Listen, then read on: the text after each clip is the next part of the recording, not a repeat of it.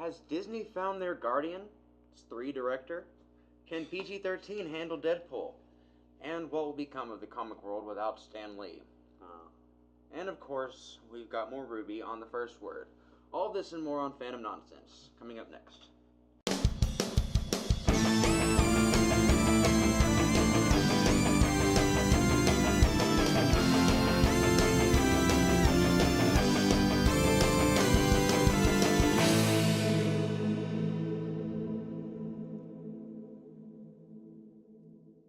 We're finishing each other's penis.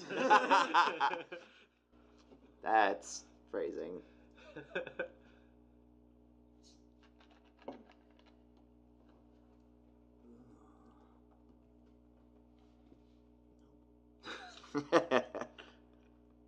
Grandpa.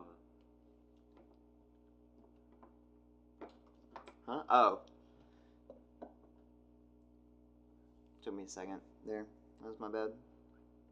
So we have come to the very bittersweet end of an era in... Stanley passing? Mm-hmm. Yeah. Man.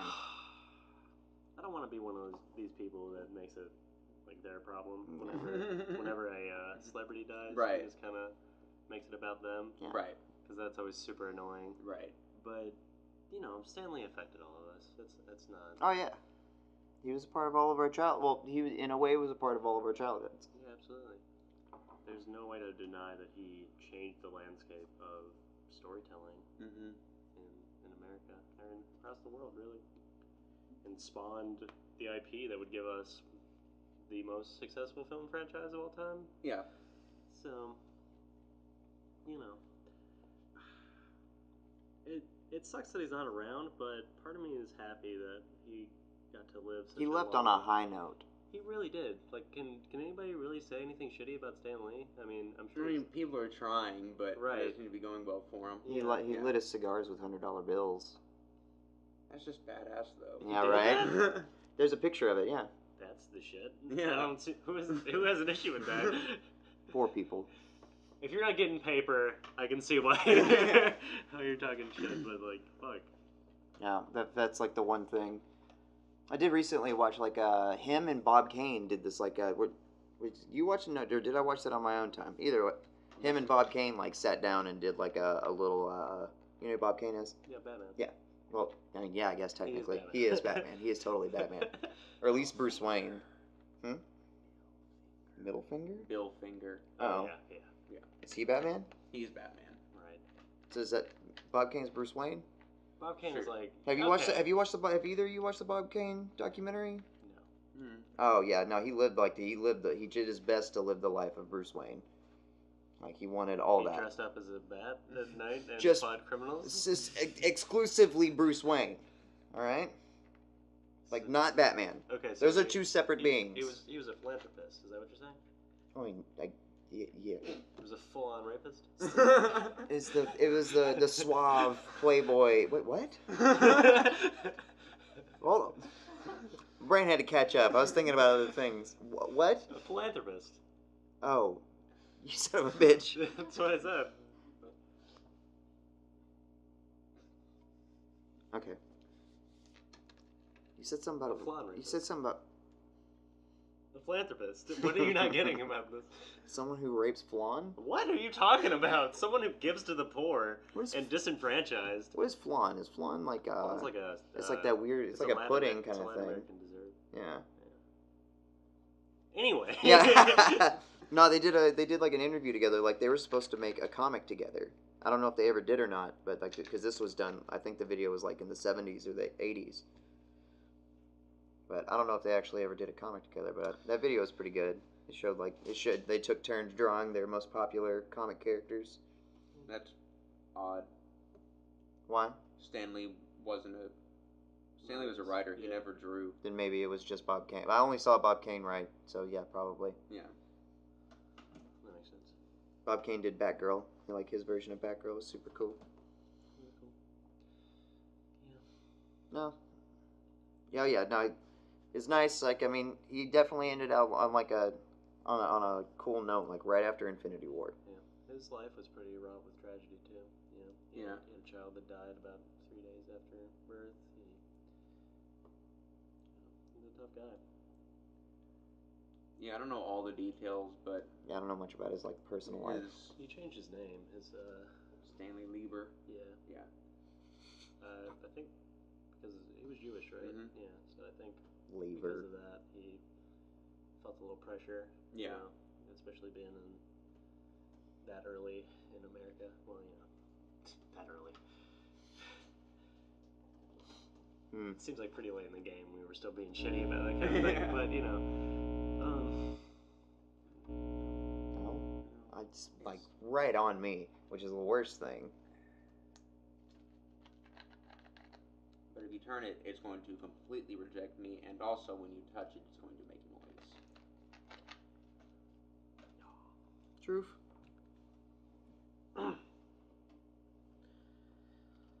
So you should be in the middle. maybe you've been adamant about keeping that position. No, I haven't. This is just where I was in Roll the tape. Oh yeah, no, never mind. That's totally true. Not about staying in the center, it's just I don't like being on the end. Okay, well, there's three of us. It's like you got two options. But yeah, Stanley, I want to see some sort of tribute from Marvel to I feel like there's Stanley. going to be some kind of, however they can do it, some kind of big tribute probably in the credits of Avengers 4. That'd be really cool. There's actually this kind of, it's weird to say, but it's kind of a good time for it to happen now at this kind of like big culminating moment. Yeah, it's all because of him, isn't it? Yeah. Or mostly because of him. Yeah. I'm glad I haven't seen the fading into dust meme with Stanley yet. You haven't seen that? No. I've seen Have that. you seen it? Mm-hmm. Fuck. Oh yeah, it's there. Why? What do you mean why? I'm pretty sure it said I don't feel so good. And I will leave on this note that while I believe that Marvel has confirmed like 4 or 5 more like that are already like cameos already shot and in the bag, the last Stan Lee cameo to come out during Stan Lee's lifetime was Venom.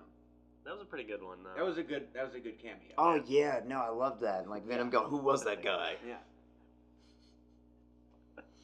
One of the only time like. That's one of those like moments that forces nerds to reveal themselves. Yeah. Everybody, there's like, that's Stan Lee. Like, does this guy not know? I'm glad it was an actual like character moment and not just like some kind of goofy joke. Like I'm glad it wasn't like you guys never seen an alien before? Yeah. Like, no. Obviously. Yeah. So you weren't on Myrtle Beach, Blondie. God. Come on.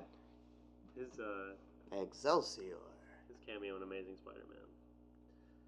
Was that the one where he was the janitor? I think so. And he's just like oblivious to this whole fight happening? Yeah. Was that in 2? Yeah, I'm pretty sure it was in 2. Yeah. Like he's in the library. Yeah, he's in the library and he's got the headphones on. Because he's fighting the lizard, right? Okay, yeah, no, that was the first one. Yeah. Yeah. Yeah, that one. Yeah, that's up there for me. I'd have to actually go back and watch every single one of them to remember. There's videos up of all of them out. Yeah. I really like the one in Guardians 2 where he's talking to the Watchers. Mm-hmm. Yeah. And he's just like and he's describing other cameos he was in. It's just like really fucking off the wall. Is that the same one where he's got like? Does he have the dog with him, too? It's a really brief one. It's whenever I think that's Guardians 1 where he has a dog with him too. He's talking to the Watchers in the second one, but in the first cameo, like he's on just like a rock by himself. Or I think he has like a dog with like a spacesuit on. I don't know. That's a good one too. So,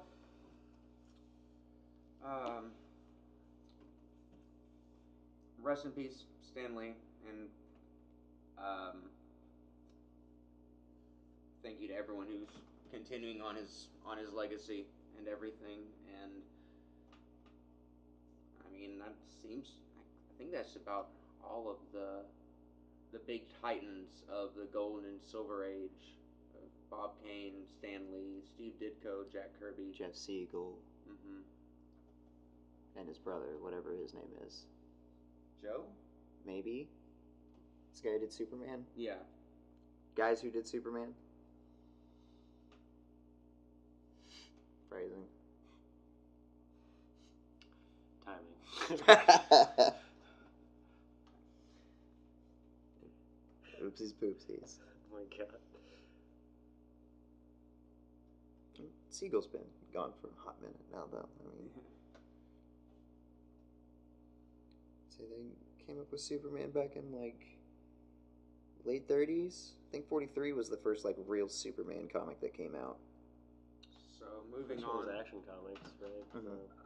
So moving on to the capitalistic bastardization of all the beautiful art these wonderful people brought into the world. So James Gunn firing from the Guardians of the Galaxy franchise prompted Marvel Studios to postpone the series' third installment earlier this summer. Now it looks like we might finally have some information on who could replace him. According to the Distant Insider, the studio is rumored to be eyeing Travis Knight to helm the film. Knight began his professional career as an animator, working on classic films like Coraline and Paranorman. He made his directorial debut with Kubo and the Two Strings in 2016. I haven't seen that yet. I've been meaning to. Was kind of disappointed by it. Yeah. Oh wait, I've seen like the beginning of it. The animation was. It looked cool at first, and then the longer I was watching it, the less I was intrigued by it. Next month, we'll see the release of his first live-action film, Bumblebee, a prequel and correction to Michael Bay's Transformers. Knight's experience with family-friendly cinema could make him a respectable choice to take over the Guardians of the Galaxy series. Nevertheless, there still leaves the fans hoping for Gunn to be reinstated despite Disney standing by their original judgment. Just 2 weeks ago, a billboard calling for the director's rehiring showed up near Disneyland in Anaheim. Even Drax himself, Dave Bautista, has said that he won't return for another installment if Gunn's script for the film isn't used. Related article, James Gunn will not be rehired for Guardians of the Galaxy Volume 3. I just want the whole cast of Guardians to go over to Suicide Squad. That wouldn't work at all. Why not? Not enough characters. Now I want a question for like the end of this, like which Guardian would fit which like DC villain the best. Go ahead. Sorry. Right. Yeah. When Gunn was still attached to direct, Guardians 3 was preparing to start shooting in 2019, eyeing a theatrical release for the following year, but no precise date was given. Last month, however, Marvel dropped an unnamed movie scheduled for July 31st, 2020 from its upcoming slate. This fueled speculation that the next Guardians film will be coming much later than anticipated, but if a new director is hired soon, they could potentially reclaim this date on the calendar and move forward as initially planned. It's important to note this only rumor and has not been confirmed by Marvel, but could Bumblebee replace Super as the director of the next Guardians movie? Right? Wasn't it James Gunn that did Super? Super? With Rainn Wilson and Oh yeah, yeah. I love that. I haven't seen that movie. Really? Mm.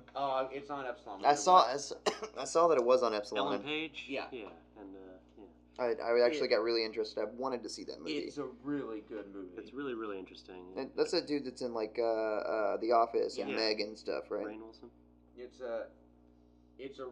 It's like a really dark. It's like what's that fucking movie? The one with Nicolas Cage, where he's like a B-rated Batman, Kroger brand Batman. No, Dad Man. shit. Brie Larson's in it. Fucking Michael Cera. Oh, Kick-Ass? Is it Kick-Ass? Michael Cera is not in Kick-Ass. No, it's not. Oh no, he's not. Never No, mind. it's- Sorry. The It's guy the that other plays one. Silver Surfer is in. Scott Scott Pilgrim. Pilgrim. Oh, Okay. yeah. It's like a Scott Pilgrim Kick-Ass kind of like, Like a but it's like a dark comedy kind of superhero kind of movie. Yeah, it's like how shitty and fucked up that situation would actually get. Mhm. Right. like It's- if you actually tried to be a vigilante. Right. Exactly. Yeah. It's a beautiful movie. It really is. So I mean that, and again that was a James Gunn movie. So you kind of see the sensibility Mhm. that he has with those kinds of films, and obviously Guardians isn't that, but you get the kind of director that he is from that kind of film. And while I think Bumblebee actually looks fucking awesome. Yeah, and I'm stoked on that. Me too. I was so hesitant at first, but as trailers keep coming out, it just looks more and more good. Oh yeah, I remember the first trailer came out. You guys were already like, I'm sitting there going, it's gonna be good. It already looks super cool. Especially, oh man, the Cybertron stuff that they've shown. I was sold. The one that they showed Soundwave on the Venom reel. Yeah, that one fucking sold. Yeah, that was the second trailer. Yeah. Oh yeah, man. No, whenever I first saw Soundwave, and then you see the cassettes, the cassettes transform and whatnot. They actually have like Soundwave in there. Yeah. Needed that in my life. Sometime recently, they actually made Soundwave a vehicle, and like there was like an outrage. Why? I said there was, but I didn't actually look it up. I was having an outrage. He's not a car. Sorry. So, I'm not surprised that Deadpool is getting a slimmed down PG-13 version. It's gonna be perfect. I'm surprised it's getting a theatrical release and they're putting so much behind it. It's not just being like. I think that. I hope they're not cocky enough to think that they don't have to do a lot of inserts in between. I know there have been reshoots. I mean, yeah, I'd say in pickup shots and stuff that he's been doing last couple months. Not only that, but like that with a comedy like that, there's got to be a lot of improv that's done in it. So there's probably a lot of different takes that they already have, like on back order for these scenes. Right. And they could just do a different joke here, a different spot there, a different like spot there with it. Yeah. No, I feel like it has the potential to be something really worthwhile, something that I'd like to take one of my nephews to or something like that. I was thinking about it whenever I first woke up and watched it this morning. I was thinking like this is their way to try to like think about Deadpool being put into the MCU. Yeah, test the waters kind of thing. Yeah, honestly, yeah, that's a great way to look at this. I think Deadpool has always had the legs to be in any, because of like we think of him as being as hardcore as he was, portrayed in the first releases of the movies. Yeah. Which is, I think, as purists see him, but he definitely has the capability because he's loose enough in his approach to, as well as like his personal philosophy is one that's so like built on anarchy and chaos and everything. But I doubt they could have him like in the whole, like as a big part in a movie like that, like a huge part. But I feel like he's like Ant-Man in Civil War, just like he's the kind of character you can just have come in. Unless I don't know if how often Deadpool like sticks with the Avengers and we've talked about this before. He usually kind of serves his own goal and things, and just kind of by circumstance happens to be. Since everything tends to happen in the same area, people kind of run into each other in these big events. I remember this coming. He has certain connections with characters that draw him into different like Spider-Man. groups of time. Spider-Man and Wolverine. Yeah, he is like that. He has a boner for Wolverine, and Spider-Man is kind of like a foil to. Yeah, Spider-Man just like. Does he love him or does he hate him? It's a bit of both. It's more like they both have. It's like a Smothers Brothers classic comedy duo, like an Abbott and Costello routine. One of them's straight man, one of them's the wacky motherfucker. Right. But they're both witty. Yeah. Now that's still the team up I'm looking forward to. A Deadpool Spider-Man movie. Yes. This is where the conversation led to last time. This is where the conversation always leads to, because it's the right answer to this. Fucking is. This is what needs to be the third Spider-Man movie, the classic Marvel flip up. Like every fucking third movie, some kind of like change on the formula. Deadpool being the third Spider-Man movie. Deadpool and Spider-Man fucking being the third of each other's. Yes. Yeah. Ooh yeah. I mean, it'll probably be Deadpool's fourth, honestly. Yeah. Like. You think they're gonna go ahead and have a third Deadpool movie out before the Fox merging? No, but I mean, we haven't got to the second Spider-Man movie yet, so we'll have that in a few years before we have the next Spider-Man movie. I think it'll be like Ragnarok. It'll be billed as a Spider-Man movie. Right, but that could have just as easily been a Hulk movie. Exactly. Another thing I was thinking this morning about this trailer was like, this was, and it's really weird thinking about it this way, but like, it's something I didn't know that I needed or wanted. And it's weird thinking that the PG-13 version of this movie is like, it's not something I ever thought that I would care about. Right. The moment I saw this trailer, though, I was psyched for it. Yeah. Almost more psyched than I was for the actual sequel. Because why? Why are you doing this? Because he's Deadpool, and he fucking can. I wonder if Ryan Reynolds just had like a last-second idea, or like just a few months ago, it was just like, guys, let's... I think I'm more cynical. I don't think he's already had it planned. No, I don't think Ryan Reynolds had anything to do with it. As far as like cash grab. Yeah, I think it's a cash grab, and I think you're right that it's we can make money off of Deadpool in these R-rated movies, but we can't make Marvel money off of Deadpool in these R-rated movies without putting him into this PG-13 box. Yeah. So let's see how well that works in something people are familiar with and comfortable with. It doesn't look like we're trying to water things down. I feel like there might have been some kind of pressure to like want to try to see how that's going to work out. I could be wrong. I definitely think it's a cash grab. Same as an uncut version of a movie is a cash grab. But not that mean it can't be good or even better than the original. Even better than the original. Hopefully, I mean, if they're doing one and they're not billing it as like a cut or censored version of Deadpool 2, hopefully it somehow condenses both stories into one. Like Deadpool 1 and 2? Yes. Mm-hmm. Hopefully it's just a PG-13 Deadpool movie. No, it looks like he's gonna be reading the tale of Deadpool to Fred Savage. Yeah, to Fred Savage. Right. Which is also gonna be just great. Yeah. Yeah, I think that's a nice little device there. It's total, and plus, like, that's totally Deadpool. Mm-hmm. It's a totally Deadpool thing to do. I didn't notice, but did he recreate the... Yes, he has the room. Yeah, okay. But I'm really hoping, other than things like the editing and just using different lines and things like that framing device, which I do love, I hope that it's its own movie and not just a watered down version of Deadpool 2. Mm-hmm. I hope that like it's like you said a Deadpool movie you can take your nephews and nieces to and like actually like that's more a condensed version of the story and told in a different way or something.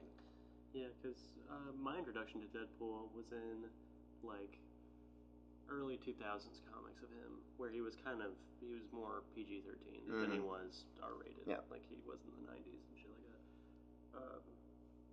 But yeah, he's gotten more silly and less violent as time has gone on. I feel like they found they found a good medium.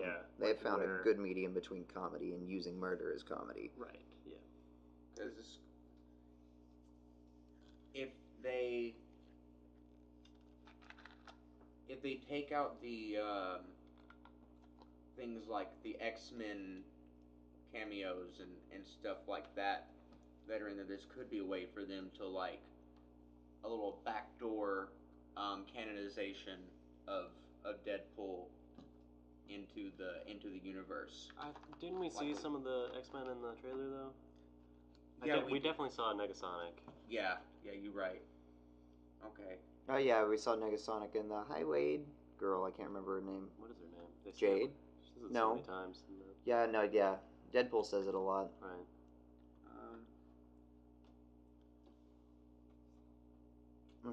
Oh yeah, we see Colossus in there. You see like one of the ending scenes, where the Juggernaut fight happens between him and Colossus. You see like that area. It's my thinking tunnel. Like, I make a narrow path so my brain can make its way to the thought that I'm looking for.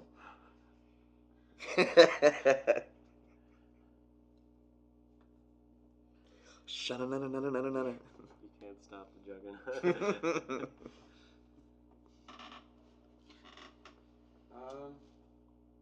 No, it's good. I have super faith in it. The more I've watched it like 3 times today, and I'm super excited. I'm down to clown. Oh yeah. Most Def. I want to cut to a Most Def track right there. Oh, can it be Mathematics? Okay. Yeah. I like that song. How much time of a song can we have before it's like a copyright thing? I think it's 8 seconds. That's cool. I'll do 5. Great.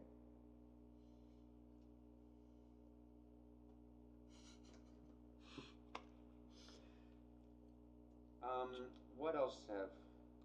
What else had? Oh yeah. Well, I guess we'll figure that out. But for now, here's the first word. And welcome to the first word.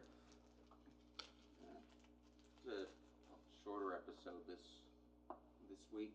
Literally half the time. Literally half the time. Elite. This episode was. But 13 minutes and 37 seconds. No, that's right. Yeah. I thought you meant like the episode of Fandom and not the episode of Ruby. And I was confused by that. I was like, how do you know that? We haven't even gotten to the first word. But this episode is elite. Honestly, not what I was expecting from the reaction. Yep. From everybody. Me neither. Figured they were going to be at least a little bit more sensible. Yeah. About it. And not just go straight to punching? Yeah, well, Crow, okay. I didn't expect that from Crow at all. Crow's been doing this for a long time under Oz. True. Long time. Mm-hmm. Just trying to, and his eyes, defeat Salem. And the entire time Oz has known that it wasn't possible. You think that him knowing Oz for so long, he would assume that there's something he's not being told. Yeah. At the very least. He hasn't put that across, though. Crow is always, like, even if he has his disagreements with Oz, and there have been times like, I've tried to push Oz on this myself, but you know how he is. Just now's not the time. The old Ozpin, it's like Crow always makes excuses for Ozpin. Right. And like, you've been leading me on for all this time, like, me of all people, like, you can't trust me to know that, like, hey, we probably can't win this thing. But he knows he's been reincarnated, right? Yeah. He knows that portion of it. So, I mean, I don't know. I feel like it'd be strange to assume that this deathless being at no point has had a connection with somebody like the one he has with Crow. Because who knows how many lives he's led.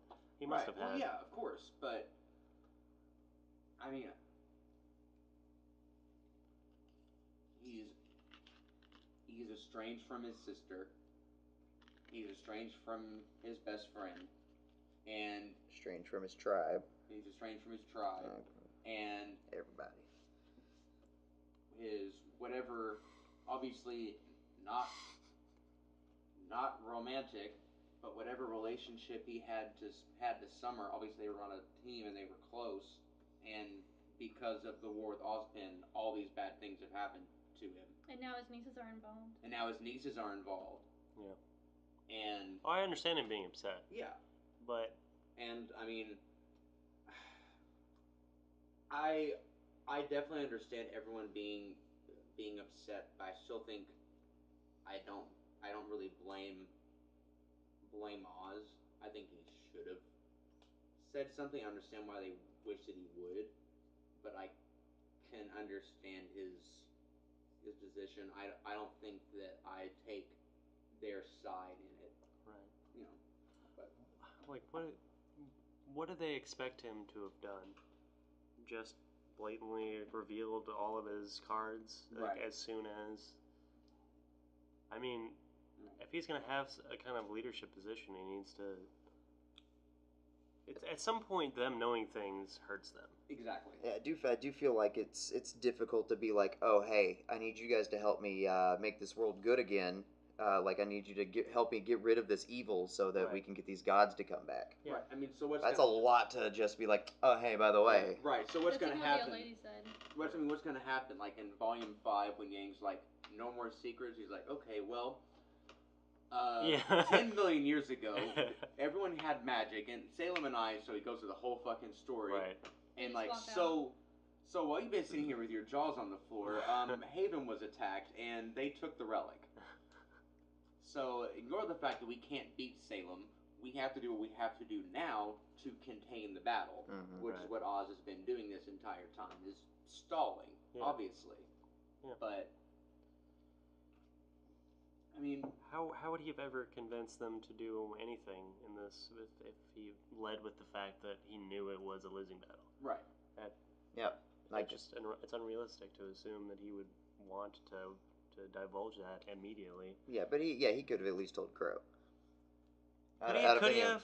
He's been with Crow's been following him like I guess blindly almost. Right, but since he was a kid. He knows that no matter what kind of relationship they have together, he could potentially have a closer relationship to his nieces. He absolutely does. He would Crow just can only take so reveal much, that. though, from Ozpin. Right. As we learned in this episode. Right. I mean, I think that he was moreover pissed off because he has been like following him for so long. Yeah. He has been so loyal to him, and for him to know that for most of his adult life he's been fighting a losing battle. Yeah, he's been, the carrot of Salem's defeat has been dangled in front of his face for so long that he didn't realize that it's not actually a carrot. Right. It's made of rubber. But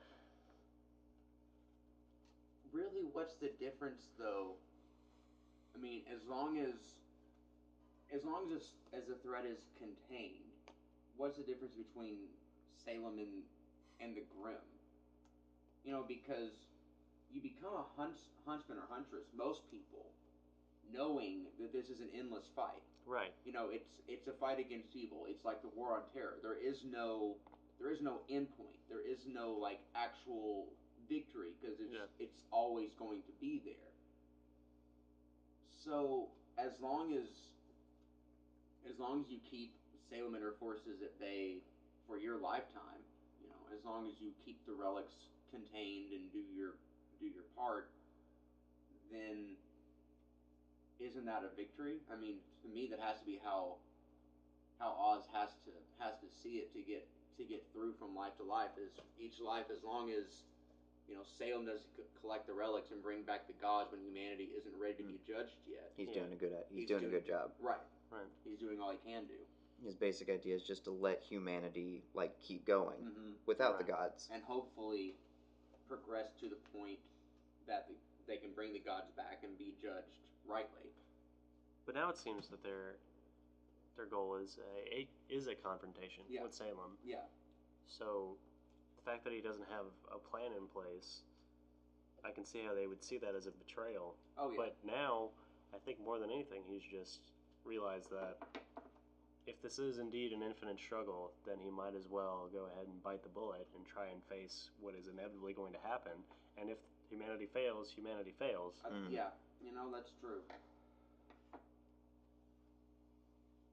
So do you guys think that we're going to get much more of Ozpin throughout the season, or do you think he's going to be locked away for... That was the question I was going to ask. episodes? Yeah, I feel like he's going to go into like a hibernation thing. We're just going to get like a lot of Oscar.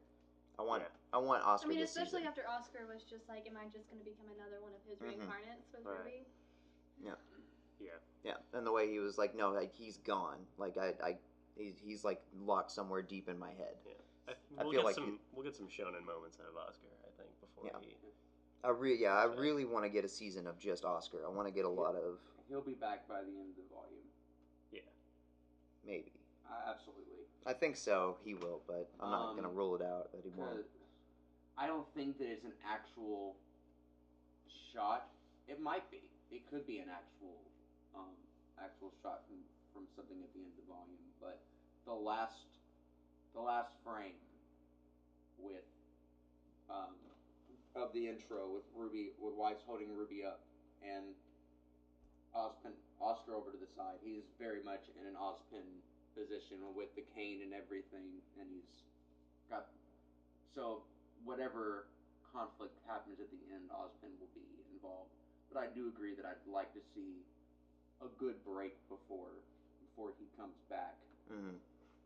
Yeah, because Oscar really hasn't. He's been developed a little bit, but he hasn't actually gotten his own time to shine by himself. Right. It's always been a little bit of Oscar, flip flop. Hey, here's Ozpin. Yeah, it was mostly just him dealing with the fact that Ozpin was inside of him. Yeah. In season 5, volume 5, rather. 4 and 5. Yeah. Whatever. Yeah. Phrasing. I was trying to go past it. We had a good minute there past it, but I didn't notice until I saw Zach's face.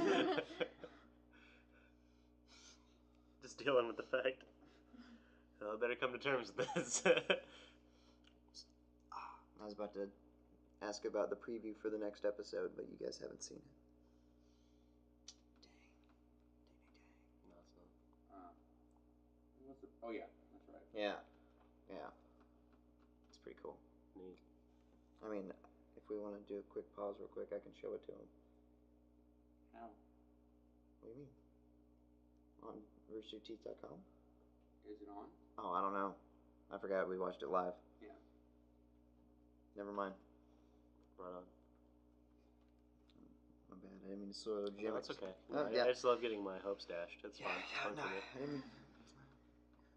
I soiled your Jimmys, and that's my bad. My Jimmys are so rustled. You don't even know. Oh, Rustled was the word I was looking for. speaking of Russell Jimmys, let's get on over to the fucking Fortress of Darkness and talk about what happened over there. Oh, yeah. Oh man, Tyrion. He shattered everything. Mm-hmm. Oh no, Tyrion's creepy as dude, fuck. I fucking love Tyrion. Why did he have that random cut on the side of his He Because did it with her blade. Yeah. Oh, Yeah. he did that? Yeah, Okay. he like went He up nuzzled to up it and her- like yeah. Okay. Her He's gun like, you don't blade. have Cinder here to protect you Yeah. anymore. Oh god, he's a sick fuck. Oh, it's And then he so like good. looked His like face he was was way too close genuinely to her chest. upset, like for a split second, whenever they were inside with Salem. Who was upset? When Salem was upset. Yeah. Oh, he looked like he was actually concerned for a split second and not completely psycho. Oh yeah. Oh yeah. No, he's terrified of her, but Yeah. he's like not in love with. He's in love with her, but not like in that way. Yeah, It's a worshipful. Yeah. Yeah. He worships her. Right. It's a religious devotion. Right. Kind of thing. There's nothing more horrifying to him than disappointing her. Right.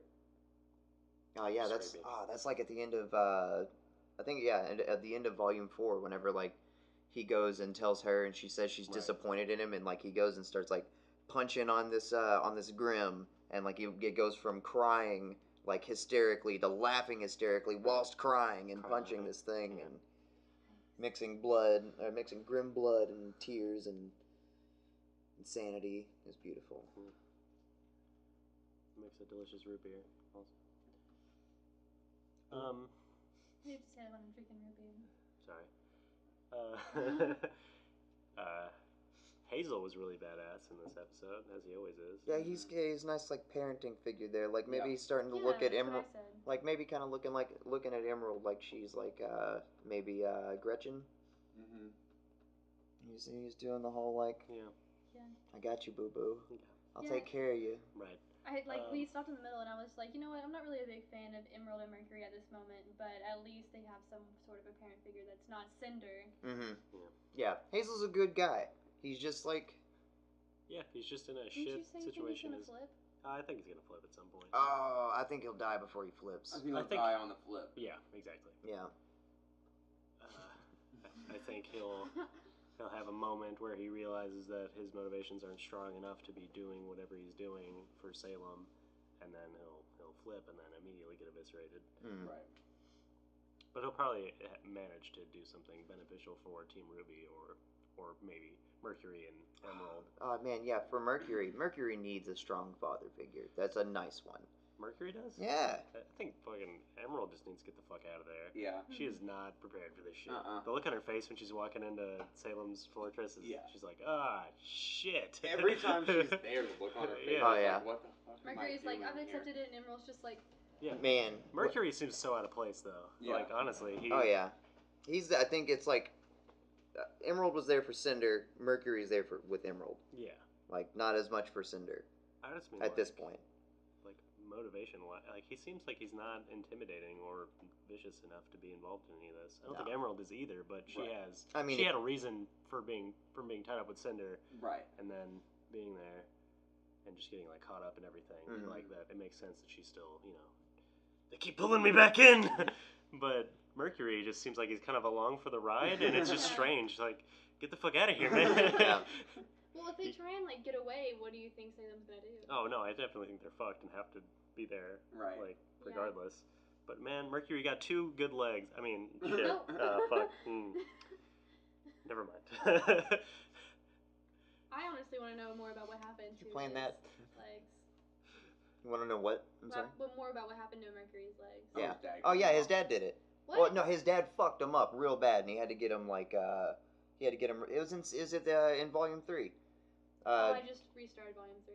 They Cinder and Emerald go walking up and seeing like a burning building. Like he just killed his dad. You don't actually see it, but he just killed his dad inside of this building, and it's on fire, and he's like getting out of it. He's got bloody ass legs. Huh. Yep. Well, shit. I really like his prosthetics. His whole design is really cool to me. Mm-hmm. He reminds me a lot of Quicksilver from Marvel. I can see that. Yeah. Wait, so Cinder and Emerald were the ones who got him his prosthetics then? I'm guessing so. Probably Watts. Yeah. Yeah. Okay. Speaking of Watts, he brought up a good point that got shut down by the religious nut. How did Salem know that Cinder was still alive? Maybe since she can control Grimm, she can probably sense Grimm, and the Grimm arm is still alive. Didn't she at one point have a weird orb thing that showed her things? Yeah, that too. I assumed it was just that. She may have like spies just around, I think that she uses the orbs like you need 2 of them. They're like telephones. Yeah, because there was one with Lionheart, wasn't there? Mm-hmm. But so that one probably scoped out and saw. They're like those little. They're like those little black droids that in Star Wars. Yeah. They go like floating around. Flying Scout droids. Grimm. Why couldn't she be able to use one of those to spot? Yeah. I feel like why would she need to use those whenever she has a Grimm Cinder has a Grimm inside of her? Right. You can just go straight through there, and I feel like she has a direct connection to all Grimm most likely. So. Possibly. There are a myriad of explanations. I mean, all she had to do was this, and she had like the Elasta arms coming out of the ground and face hugging. I mean, Hazel. Maybe when we eventually do get back to Cinder, like it'll show that some of Salem's spies were actually talking about her, because they alluded to the fact that there were people actually looking for Cinder wherever she was. Mm-hmm.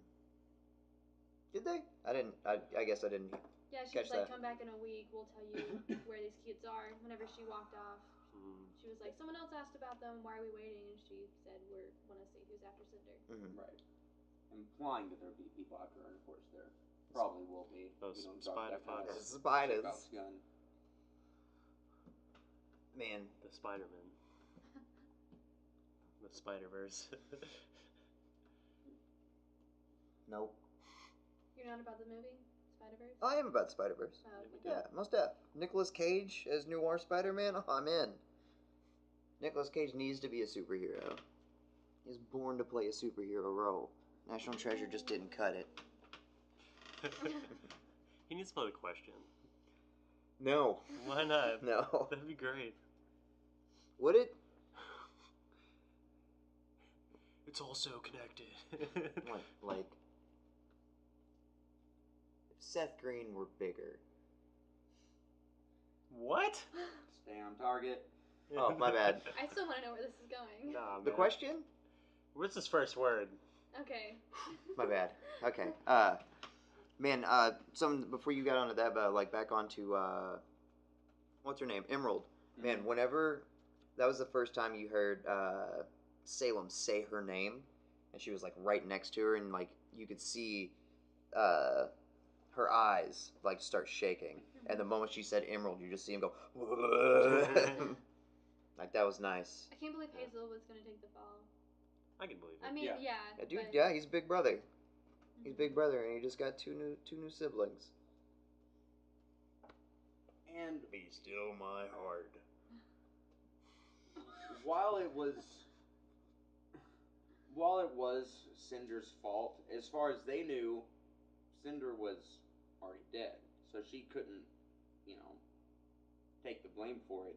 Right. And someone's head was presumably going to roll. Yeah. When they got there, Right. and yeah, if Hazel hadn't gone all fucking Hulk mode whenever he saw Ozpin, That's true. then things would have gone a lot smoother for Oh, him yeah. if they had him not like fucking freaking out and wasting all of his fucking time That's fighting true. a child. Yeah. So, yeah, it's understandable that he would take the fall. I think that's why Salem made the point to say, once your motivations get in the way of mine, then you're fucked. It's not a threat. It's just the way things are. Yeah. Which is interesting that she said that, considering a couple episodes ago that was like something that you all said. You thought her motivation was like she believed that as well. Yeah. Has she said that before? I don't know if she said it before. Well, we one of us did say that exact thing. I think it was you. That's the line from the trailer. Yeah. Okay. Yeah. Yeah. That's right. Yeah.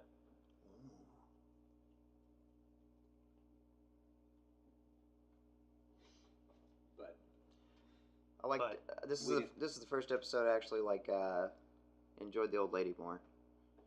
Yeah, she was cool. I haven't been too down with her just yet, just because there's been so much. Super suspicious. She still is pretty suspicious. Now she's leading them to an. She's almost she's too good to be true. Brunswick Farms. Yeah. Yeah, I think we're gonna get another layer peeled away from her, and she's not seen. Mm-hmm. I want Ruby to wake up and just her be staring overhead, or just like. Oh yeah, creepy. I feel like we're gonna get something like that. I've thought about that too. Oh yeah. I thought you were gonna say I want Ruby to wake up in Beacon, and it's all been a bad dream. Oh. Kira wakes her up. That's what I want. Ruby, you've been asleep for so long. Oh my god. I just rewatched the entire first and second volumes, and whenever Pyrrha was like, I have polarity, and she was like, you control poles. I miss them being jokey. I miss Ruby, just her actually being a little kid. Mm-hmm. I'm sure she misses it too. That's what Chibi in the first 5 minutes, the first episode of each volume is for. Yeah, I got right up to the point where Pyrrha, the whole thing happens with Pyrrha, and I was like, switching over to Chibi now. Yeah. Oh, Pyrrha. Mm. Pyrrha was supposed to happen in volume 2, but they didn't feel like they would have had the emotional impact yet. So they gave you another season with her. Yeah. Thanks for that. Yeah. Mm. And I was devastated.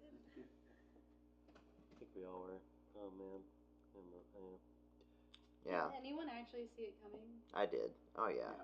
Well, after she kissed Jean and booked it up there, I knew she was gonna die. She. I mean, episodes before, but she's also based. Who is she based on? Achilles. Yeah. Yes. Yeah. She even got the arrow through the Achilles heel in Volume 3. You even see that shit happen. Yep. All of Juniper are gender swaps of gods. Well, not gods. Famous heroes. Yeah, famous heroes. Nora. Who die. What? Who die tragically. Who's who? Yeah. Nora. Thor. He dies in Ragnarok. Mulan. Yeah. Really? Yep. That's so nice. That's cute. That's really nice. Oh. Which Disney really. Except for how the classic story actually ends. Yeah. It's not like a parade. There's definitely not I fireworks don't know how the celebrating classic her. story of Mulan ends. Apparently. Well, she dies. That makes sense. Yeah. I thought it was gonna be Suicide, something isn't like. it? Yeah, I think so. Oh god. How does Thor die a horrific death? He dies in Ragnarok. Yeah. Okay. Yeah. Sorry, I'm thinking MC. MC Right. Boo. Am I right? No. That just sounds like a fucking rapper in fucking Mario Ghost House.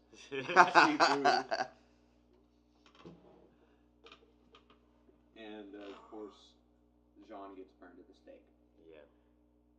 Cinder. Yeah. Yeah. We've talked about this. Yeah, I know. But It's been a minute since we talked about it, and my brain just I just don't want John to die. Me neither. I think everyone. That's gonna hurt me more than Kira dying. Everyone yes. in Juniper's gonna die, aren't they? Oh yeah. If Nora dies, I don't think that they're all gonna I die. think What so. would It's Ren Yeah. do if Nora died? kill himself. Yeah, probably. Like Mulan. Oh shit.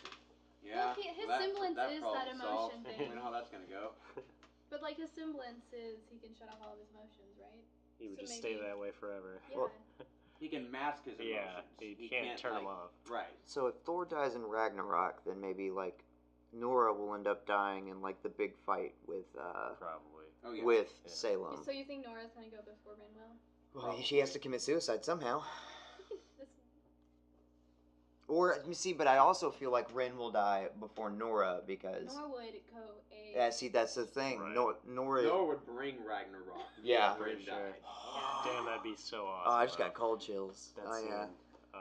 Man. See, I already yeah. love the way Nora fights. Yeah. She fights. Oh man, no! Like when she's actually mad. Have we actually seen her like really mad? Season 4. I mean- you kind of get a taste of her like getting pissy with the horse grim. Yeah. Yeah. I mean, I feel like I mean that was more Ren than it was Nora. Oh, Nora yeah, was it the definitely was. Nora I mean, was. but didn't that have to do with their past? More It was than both of anything their as past. well? Yeah. I Yeah. know. Well, yeah. I mean, well, we don't really know what happened to her before she met Ren, other than she just looks like a dumpster diver. She was just a little kid, wasn't she? Yeah. Yeah, they were both Yeah, little they kids, Yeah. but she was all toddlers. alone She's and probably like. just classic orphan story. Yeah. Classic. You just have a baby, don't want it, toss it in the dumpster, say la vie. Classic.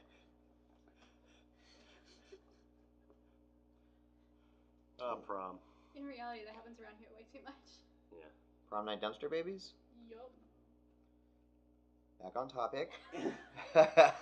No, I'd agree with you that Jean would probably Jean or Nora would definitely hit me a lot harder than Pyrrha did because Pyrrha didn't really. We only got like, 3 volumes with the her. shock of Yeah. them like killing somebody, but honestly, it was. I thought that Penny's death had more of an emotional Oh, yeah. impact. Oh yeah. I think it was more of the way of how Ruby reacted is what left me most like emotionally devastated because. Mhm. Yeah. Oh yeah, the white flash from her silver eyes. Right. Oh yeah. Mhm. The Still get cold chills. What? the posthumous ramifications of Pyrrha are what's really devastating about her death. Right. It turns the world into a more serious place for all of the main characters, Right. and that's what really is impactful, I think. Mm-hmm. But yeah, when Penny died, like you actually you miss her. Right. It's different, and like Pyrrha, you miss too, but for different reasons. Mhm. Because Pyrrha is just more of like a badass, cool person, Right. Like Yeah. somebody that you feel endeared to. I miss Like- Pyrrha for Jean Yeah. and her team and not really anybody on Ruby. Ruby a little bit, but not so much. Really, just for Jean. Yeah. Um, but I don't really miss Pyrrha for myself in the show. Right. I feel like honestly, Pyrrha has more characterization in Chibi than she ever got to have in the actual show. But I miss Penny because I feel like there was more that could be explored with that character, and every time you got time with her, there's a lot more that you got to know about her and Right. everything. You had to get so much out in very few interactions. I still feel like we're not done with Penny. I think we are. I mean, Yeah. she said she was the first the first successful, I think. Mm-hmm. Which Female definitely means that that's he's able made to more. produce an aura. Right, but they're not going to be Penny. Right. It'd be Penny 2.0.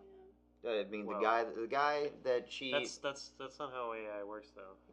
the guy that she had, the guy that made her, she didn't call him her creator or dad. like her master. It was her Right. dad. Because He had like an He emotional was. connection. Like, I almost feel like it's kind of, Leonard Church text kind of thing, maybe.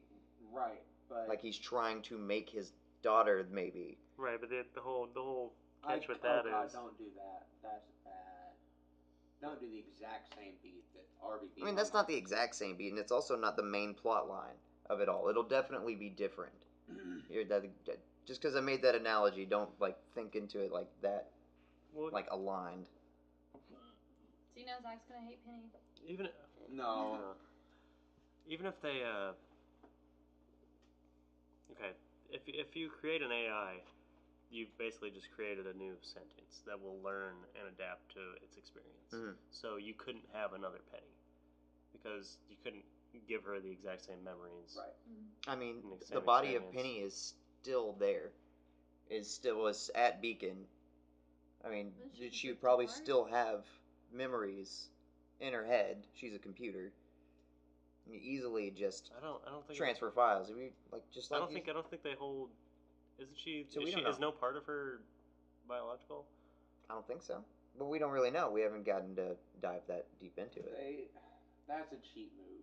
That's just like if they played off her death and just never mind, we can recover her memory and stuff. She was treated like an actual character. She's not treated like a robot that can be reprogrammed. Her death was clearly framed to have the weight of an actual death. I don't think her brain operated the way that like a computer would, in the sense that it's just like a hard drive that contains files and is like accessing programs and shit. I think it's just a series of parts that are like firing in between each other.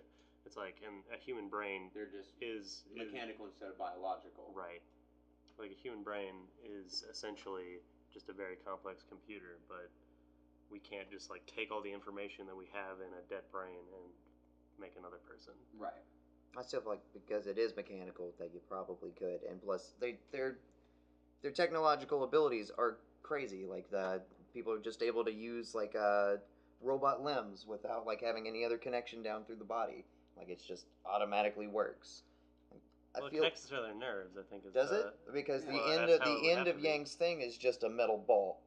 Yeah, but which would be connected to the nerves in her arm. Okay. Yeah. I don't know. I think it does something to dilute the storytelling if you allow Penny to be just this like thing that can come back. Yeah, this little floppy disk that you can put in somebody else. Oh. See, I don't think Penny will come back. I think something that looks like Penny 2.0, will come back just to fuck with Ruby. I mean, like, what if Penny? We talked about this before. Yeah. What if Penny came back and like didn't know, like she got like a system restored back to before she even met Ruby? If that was possible, wouldn't her quote unquote dad had already restarted her after the huge problem that she caused when she met Ruby, Yang, Blake? Right. Also, a lot of this could have been avoided if like she had some sort of reset like that. Yeah. If he does see her as a daughter, then would you want to like resurrect your child? I mean, I'm saying what I was saying was like maybe that he did have a child that was Penny before. And she died, again, that's like he made an AI of her. That is text again. I mean, maybe he was already in the makings of doing things like that, and then he was like, after she died, he was like, I know what I'm going to base it off of, and Eureka, I have a Penny. I don't know. We don't know enough about that guy or Penny to really assume anything, but that's true. But I think also that I wouldn't want to see it go down like that. Yeah. I wouldn't mind it. I would need there to be more folds to it. More. Oh, there probably would be. This, as I said, I don't have that much to go off of. I'm just going off of what I got. Yeah. Wait till that guy's gonna end up coming in since we're going to Atlas. We're gonna end up seeing him, the guy that created Penny. Yeah. Because they hinted at him at the end of Volume 3. That's right. They showed him. They showed like his hand, and like you see him like. I'll get you next time, Gadget. I don't think that's how that went. That's what it looked like. After his daughter died. Yeah. Sans cat. Said Sans cat. Oh, she said Sam's cat. I was like, no. Sam, what happened to her cat or his cat? You don't want to know. You want to know. She got ripped into pieces by metal wires. So there really wasn't much of a preview. Basically, it just showed Ruby, Weiss, and I think Blake or Yang, one of them, going up to a door. It was Crow and Ruby. Weiss was there. They were all there. Yeah, but I mean, actually, like in the shot, like actually talking, like why is this town abandoned? Every town, Ruby's like, every town I've come across has been, destroyed or something, like some reason to show like the Grim have been here. Something. This town looks perfectly fine. Why is it abandoned?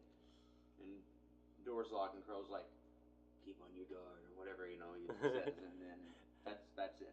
So sun is probably gonna go down in the town. Yeah, next week. we're due for an action sequence. Yeah. Oh yeah.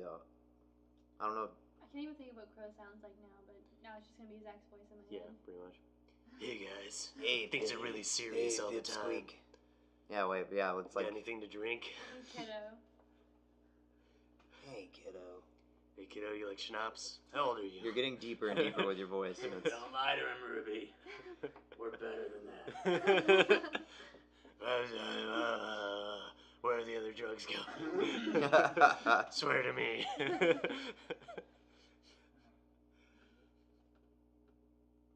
Okay, and that's the first one.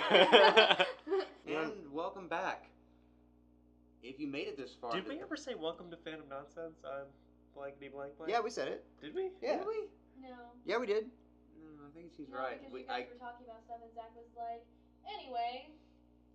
Yeah. Well, shit. Should we do it? I mean, it feels forced Sure. now. If It you- feels forced now. Let's wait. Fine. It's We'll always find- forced. We'll see. We'll It's the find the right intro. time. Yeah, you're right. You're We'll right. find the you're right you're time. We'll Okay. find the right time.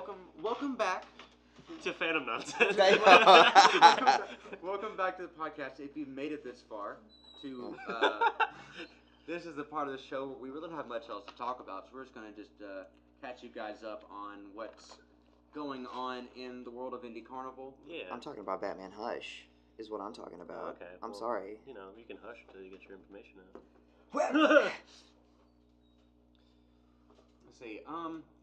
Sorry that we've had a couple weeks actually off now from Child's Play, haven't we? Yeah, stupid.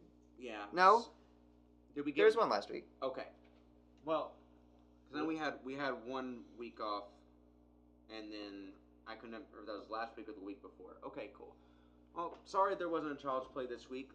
There was a new Life on the Bone Farm, which is That's gonna be a lot of Super fun. nice. Yeah. Oh yeah, I'm excited about doing more of those. Yeah, absolutely.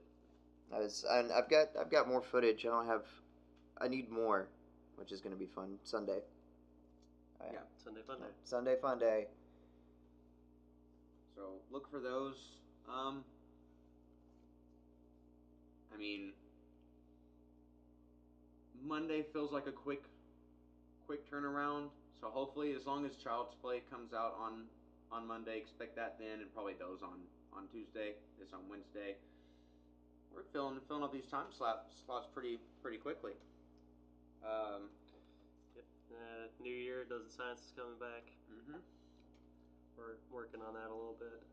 Have new couch locks in the new year. Yeah. You've got some Star Foxes rolling. I've got out. them. Man, they're just there. They're just waiting. They're just waiting there for sitting. you. I have 4 episodes. I have 4 more episodes just ready to go.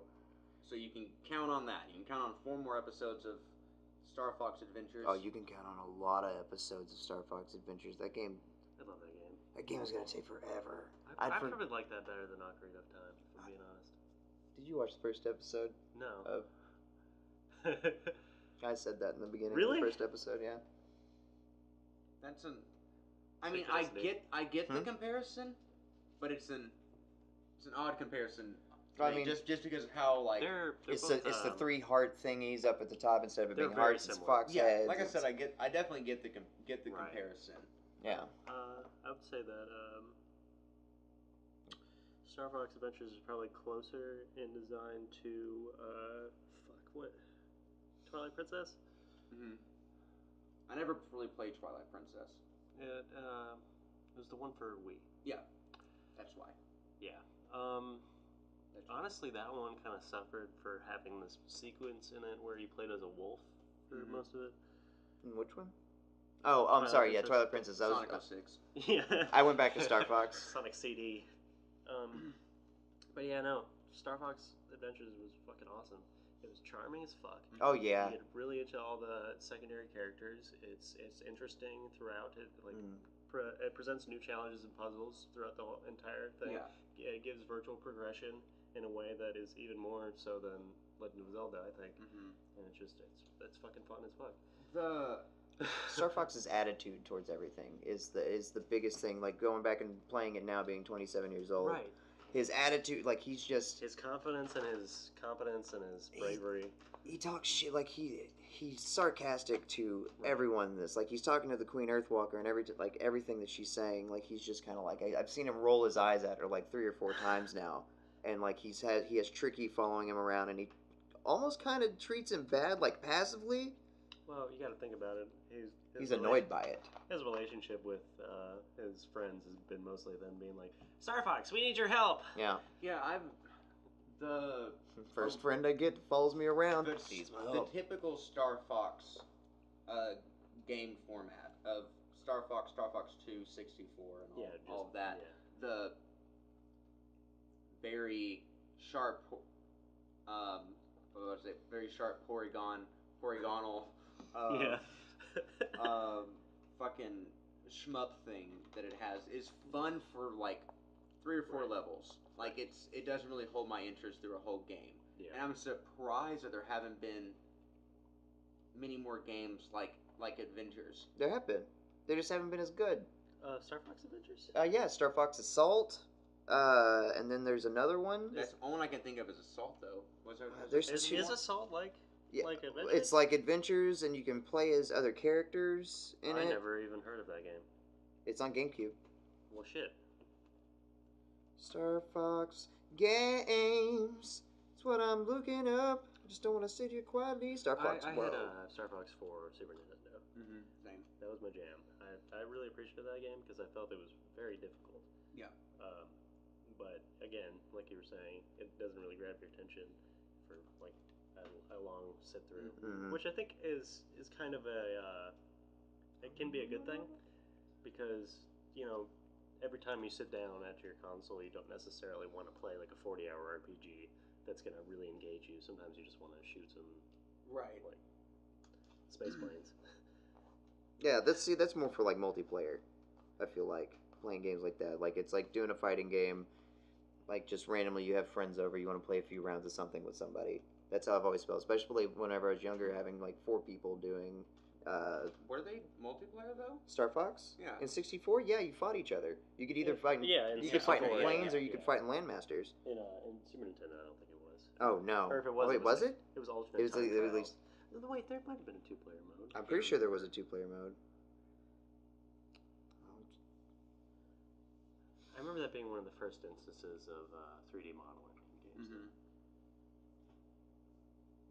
which was interesting. But what else? So I'll tell you guys sorry there hasn't been another Kick Plays. So I shot a second episode to hit and run. I can't remember if there was something wrong with the audio or what it was, but something fucked up, so I had to go back and start the game all over again to get back to the save point I was at the end of the first episode, to record a second episode, and by that point I was just kind of over it.